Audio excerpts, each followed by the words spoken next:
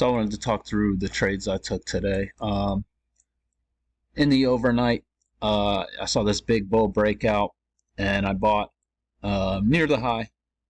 I felt pretty confident that we would hit a measured move, and I think I had it like this to the top of this bull bar because this was the bull bar that broke above the overnight range and this range from yesterday. So I looked at that, but I also looked at this high, which was about 51.14, and I actually put my target at 51.16, thinking we would make a new high.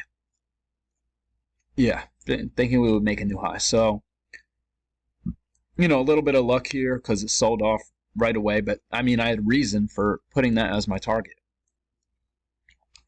So that worked out. Then I came in this morning and I entered on this bull bar just thinking, okay, it's a range, which this is not a good entry because it's right at the midline.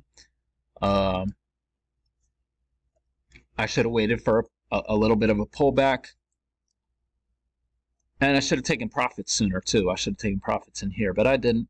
I walked away from my computer, came back to this, where I have lower highs, higher lows.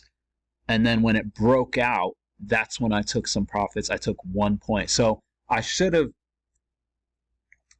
have gone for 1 point. I probably should have went for the new high, which would have been 2 points, or even swung it because there's room to the highs. Probably not swing, but probably the new high. So not a reasonable target, but that's okay. And then come later today, we're in this trend. And really, I looked at this chart, the 11,000 tick chart, and I entered here, and that was the top before a pullback, and I scaled in, which I didn't do correctly, may I say, because I trade in sizes on the simulator of three contracts. So what you should have done, or I should have done, is bought one contract, and then on a pullback bought one more, but I bought three. So I put my stop below here because the breakout to the new high was started down here. And so I bought more pretty much near the bottom. And then here's where I messed up in taking my profits. So I should have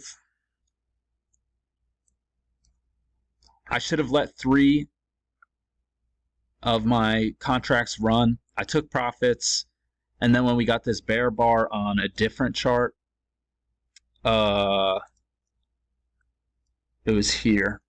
We got this bear bar. I was like, you know what? Let me just take profits. But we're making higher lows.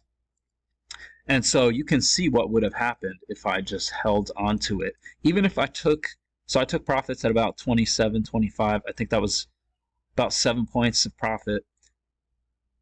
I could have had almost 20 points of profit on three contracts if I held it for the measured move, or what I was looking at as the measured move. And if you have three contracts, 20 points, that's $3,000. That's a huge difference, and that changes your math dramatically. And it's just a part of the learning process. So that was my trades for today.